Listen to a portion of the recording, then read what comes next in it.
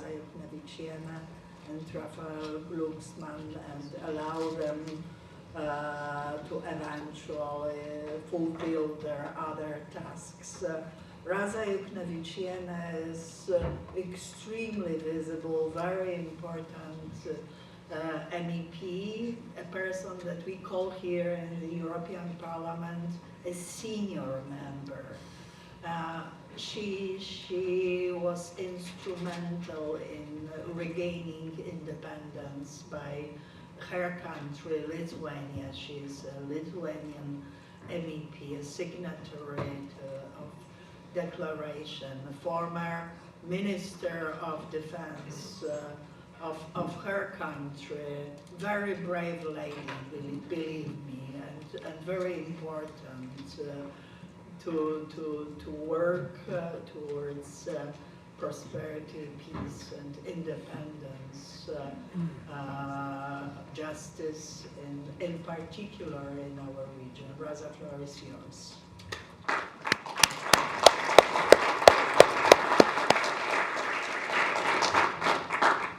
Thank you very much, Anna. I'm a little bit confused because we politicians, we didn't use nice words. Usually we are getting bad words all the time, despite that we are trying to do our best. So, Anna, same to you.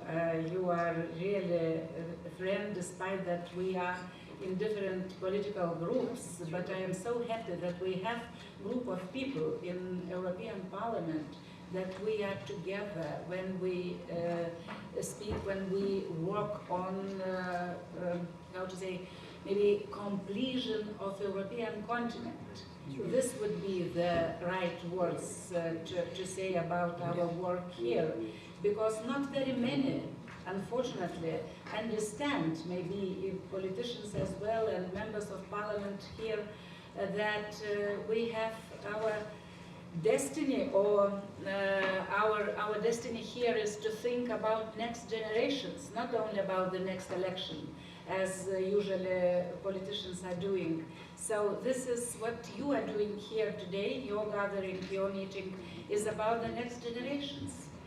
But myself, I hope that in my lifetime, since I am not young enough, that in my lifetime I will witness and I will see a different eastern part of European continent, including South, of course, South Caucasus, but Northern Caucasus as well. I am also involved into those activities. Recently, some weeks ago, we had some smaller but conference on similar issues. The title of our seminar or conference was Opposing Russian Colonial Oppression, Voices of Different Peoples.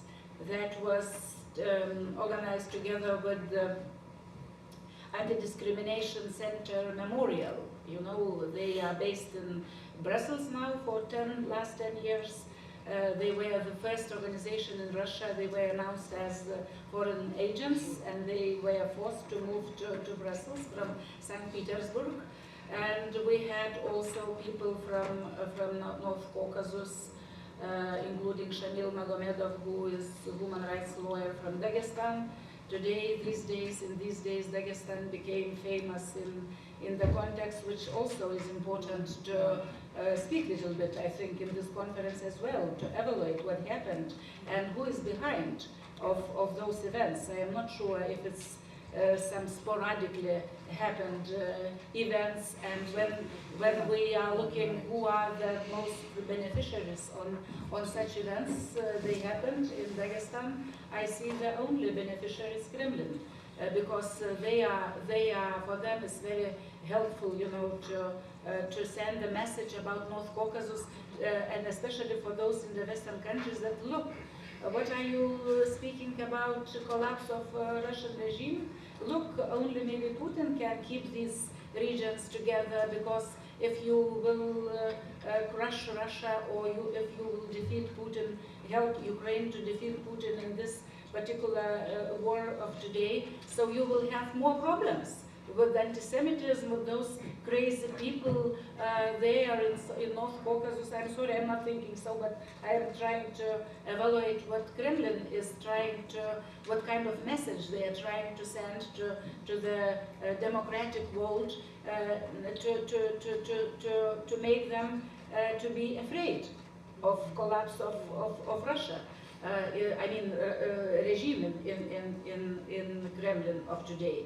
So this is very important that you are here and trying to elaborate and understand, to have more mutual understanding how important is your fight and what kind of mistakes we must avoid, because this path it will be not very easy. Yes.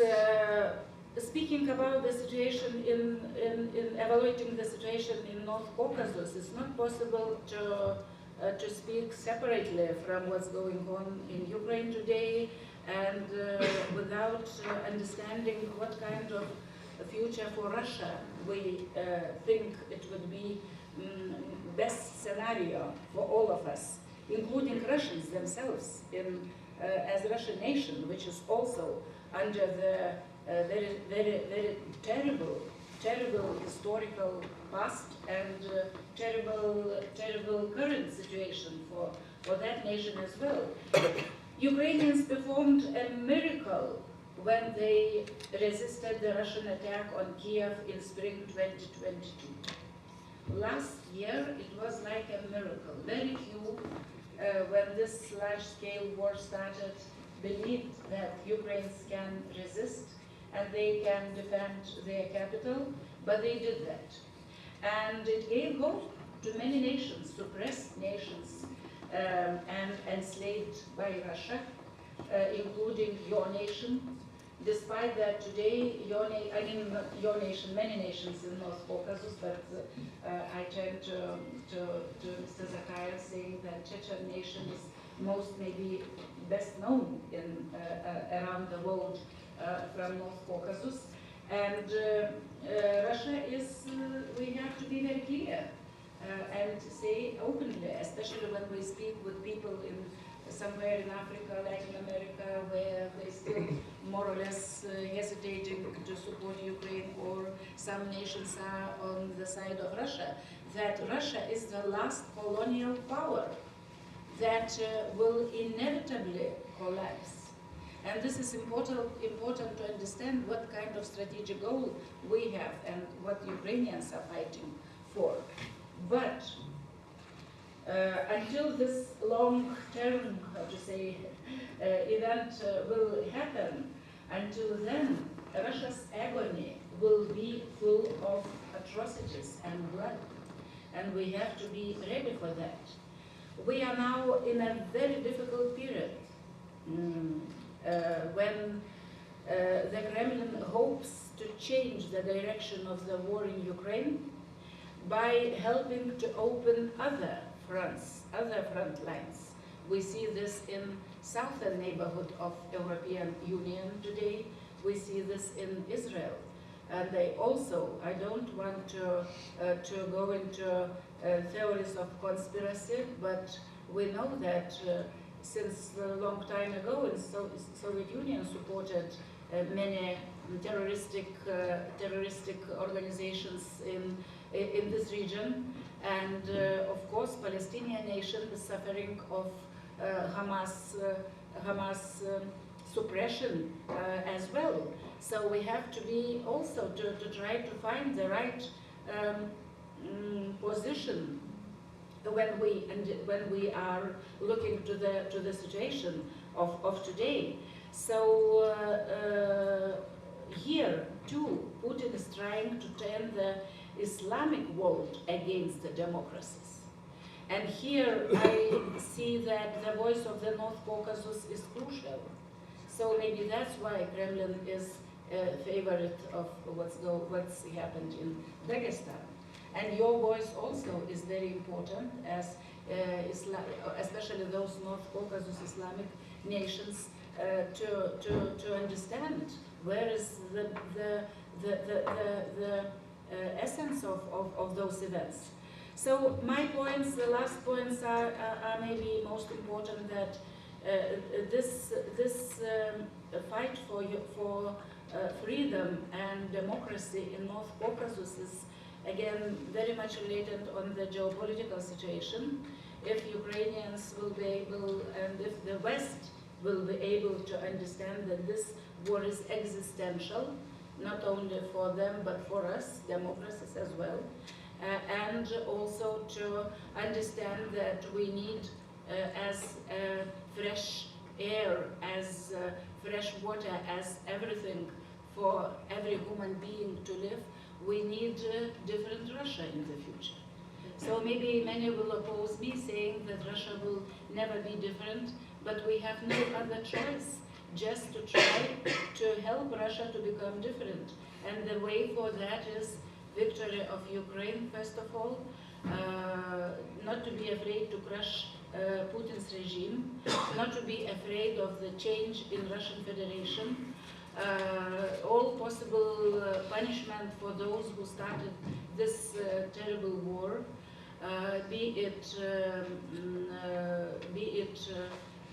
criminal court or be it special tribunal for crime of aggression.